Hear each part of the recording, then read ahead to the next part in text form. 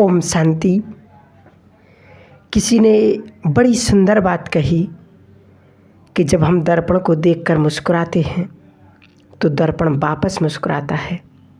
याद रखो, जीवन में हम जो करते हैं वही लौटकर हमारे पास आता है। सदैव अच्छे कर्म कीजिए, ईश्वर आपके सदा साथ है। तो एक सुंदर सी कहानी जो हम सभी के जीवन में लागू होती है, जिसने इस कहानी को सुना वास्तव में उसका जीवन एक बहुत सुंदर जीवन बन जाएगा। एक श्रेष्ठ कर्मों के ऊपर और एक सही मार्ग को चुनने के लिए बहुत सुंदर कहानी है। आप ज़रूर अपने आप पर अप्लाई कीजिए कि क्या मैं ऐसा ही तो नहीं कर रहा हूँ। एक गिलहरी की है सुंदर कहानी कि एक गिलहरी रोज़ अपने काम पर समय से आती थी और अपना काम पूर्ण मेहनत तथा ईमानदारी से करती थी। गिलहरी ज़रूरत से ज़्यादा काम करके भी खुश थी, क्योंकि उसके मालिक जो जंगल के राजा शेर था, उसे 10 अखरोट देने का वादा कर रखा था। गिलहरी काम करते करते थक जाती थी तो सोचती थी थोड़ा आराम कर लूँ। जैसे ही आराम करने के लिए बैठती उसे याद आ जाता था कि शेर उसे 10 बोरी अखरोट देने वाला है। गिलहरी फिर काम पर लग जाती थी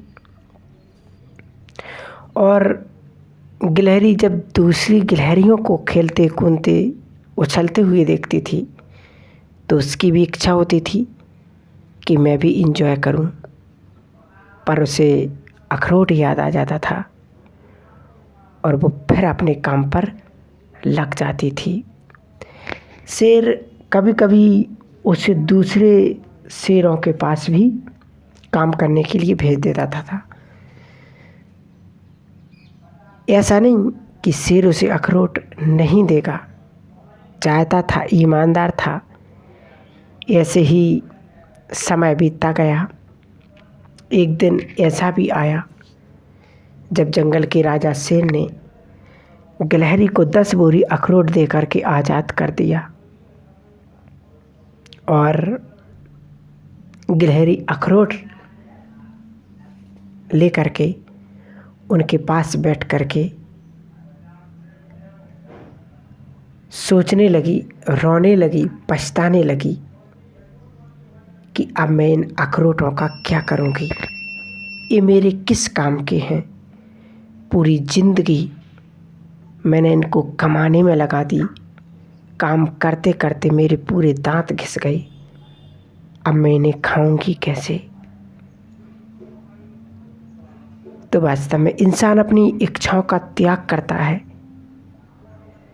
समय को बर्बाद करता है, अपने जीवन को बर्बाद करता है, अपने काम, कारोबार, बिजनेस, नौकरी धंधा आदि सब में,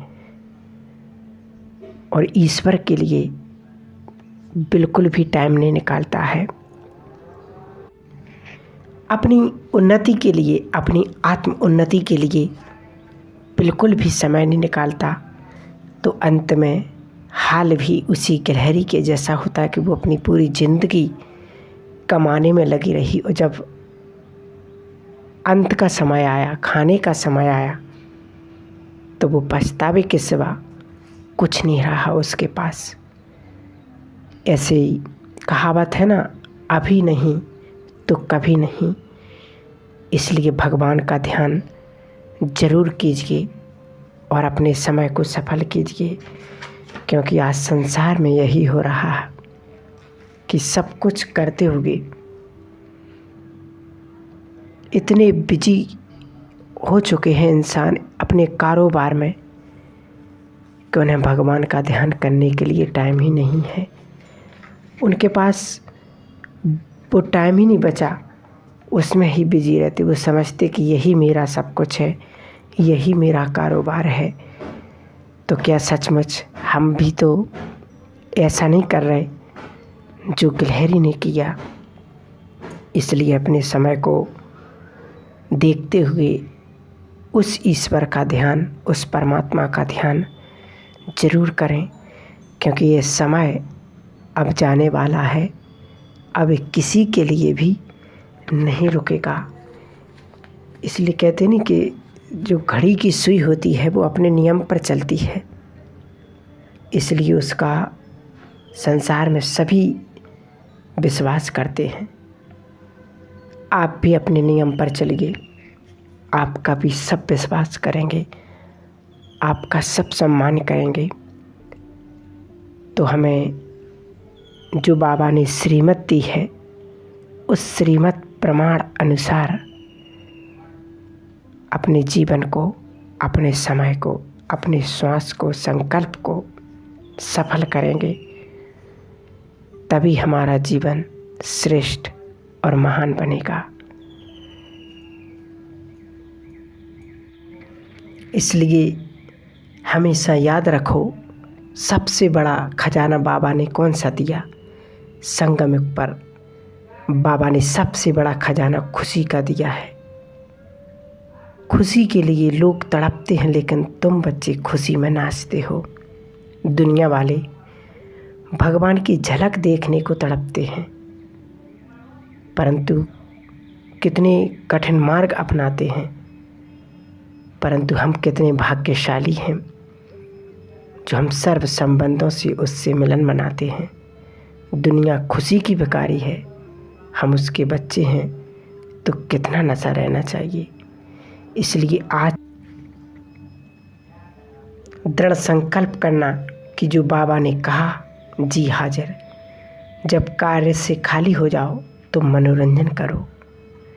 अगर आपको सैर करने की रुचि है तो तीनों लोकों की सैर करो।